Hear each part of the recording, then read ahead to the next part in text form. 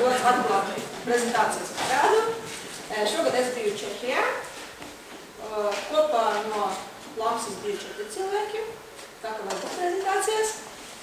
Un prezentācijas sākumā es gribu pajautāt, vai jūs zināt, cik daudz alu izdzer viens Čehijas iedzīvotājs gadā? Vairāk? Vairāk? Vairāk 100? 10? 365. Mazīgi ar 100? 250.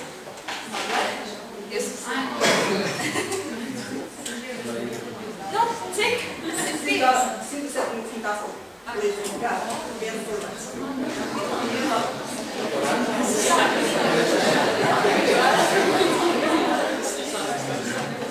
Tikai viens lūgums, var mazliet?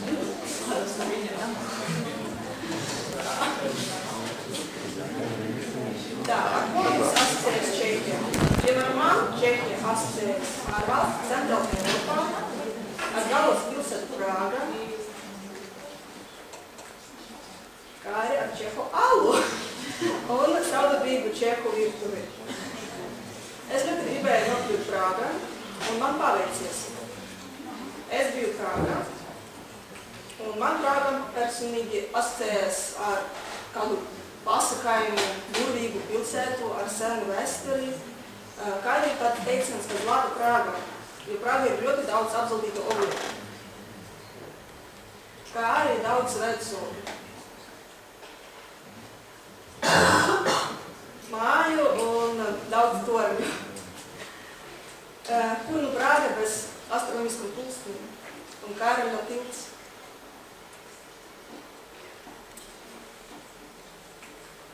Tā kā mums bija klīniskāpnija, es arī nokļuvu slimnīcā. Es biju Prāgas militārajā hospitalī, iekšpus slimību nodaļā.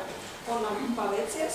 Es biju 2 nedēļās gastroenteroloģijas nodaļā, pēc tam 1 nedēļu vispārēja terapija un vēl 1 nedēļu kardioloģijas nodaļā. Tā ir mans vadītājs gastroenteroloģijas nodaļā un kardioloģijas nodaļā. Kā arī es tiku operācijas zālu invazīvajā kardioloģijā. No Čehu puses bija izveidota ļoti laba sociāla programma. Mums katras brīvdienas bija izbraukums ārpus Prāgas, lai iepazītu kultūru. Tā pirmajā nedēļā mēs braucam uz Skupno Hora, kur mēs apmeklējam raktuves, kur ieguva sudrabu, lai tautētu monētas. Otrajā nedēļā mums bija paredzēta ekskursija uz Karlšteinu. Karlšteins tas ir rezidence Karolīna vasarā. Un trešajā nedēļā mums bija ekskursija uz Karolīnu Vāri, kur mēs apmeklējam Beherovkas muzeju. Un Beherovka ir nacionālais čehu dzēriens, un čehi ļoti lietojas ar to. Kā arī mēs apmeklējam vienu baznīcu, kuru saucas Kosnica, kur viss ir izrūtāts ar cilvēku kauli. Ļoti iespējami. Kā arī mums bija National Food and Drink Park, kur bija iespēja pagaršot dažu tautu dzērienus un ēdienus. Personīgi es taisīju latviešu maizi. Un meitenēm no Horvātijas tautu ļoti garšoja.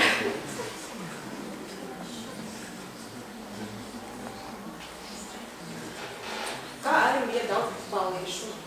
Viss sākas ar veltumpāti un turpinājas kojās visu laiku, un no kājām ceļš bija uz centru. Un viss turpinājas kaut kādā izpējas vietā. Kā arī bija dzimšanas dienas dažiem cilvēkiem, kurus mēs veicinājām ar šampaņu un torti. Prāga ir ļoti daudz parku, kur bija iespēja visam kopā satikties, aprunāties, kā arī pārcitāt dziesmas. Un nobeigumā es gribētu pārdīt savu Prāgu, Prāga manas acīs. Tā paliks mana atmiņā ar savu neparastu arhitektūru, ar krāšņām naktīm, ar burvīgiem fontāniem, visādiem rotējumiem, skaistiem skatiem un torņiem. Torņi apkārt. Paldies!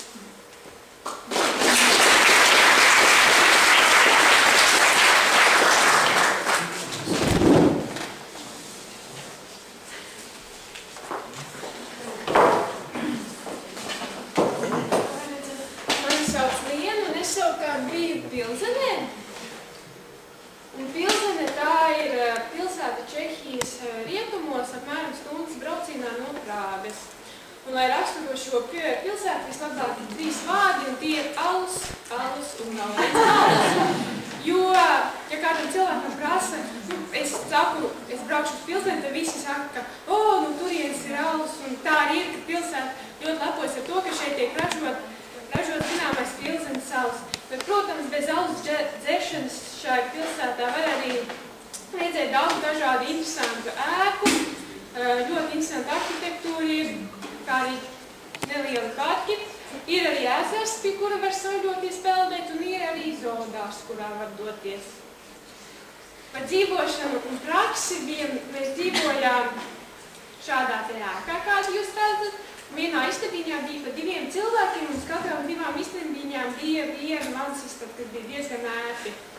Un šeit no loga jūs varat redzēt slimnīcu, un mūsu dzīvošanas vieta bija apmēram 15 minūšu gājienā no pilsētas centra un 10 minūšu gājienā no slimnīcas.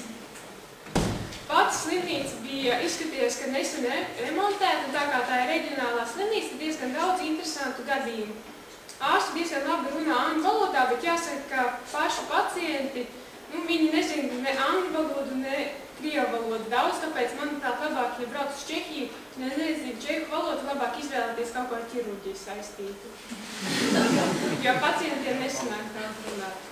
Par sociālā programma tā tika veidota tur uz vietas esot, ka viss tika caur Facebook sarunāts, kur jūs gribat doties, tad dodamies tur un tur.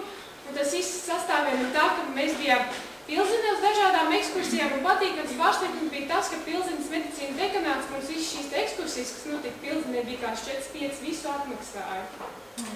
Devāmies arī uz tuvējo apkaimi, ļoti daudz piļu, jo Čehijā ir visvairāk pilsētas teritoriju. Devāmies arī uz tādām pilsētām kā Prāga, Českī, Krumlov un Marijanska Lāzda, ļoti skaistas pilsētas, kā arī Čehija atrodas robežas ar Vāciju un Austriju, tāpēc daļa arī cilvēku nedēļas nogalē devās uz Vīnu un daļa devās arī uz Dresdeni. Un bija interesantiem sociālās programmas pasākumiem bija arī tāds pasākums kā paintballs, ko daudz spēlēja pirmo reizi un reiz tika arī bez kaujā kritušajiem. Kopumā, manuprāt, šī apmaiņas programma ļoti labi izveidota. Un pirms es jums saku paldies par uzmanību. Šie te 2 vārdi, ko jūs augšā redzat, Prišķīza stāvka, manuprāt, jā, 2 vārdi, ko jebkurš students iemācījās par esmu, un tā ir nākamā pietura. Tā ir Prišķīza stāvka Rīgā. Jā, tāpēc, tagad paldies par uzmanību. Un, ja kādi jautājumi,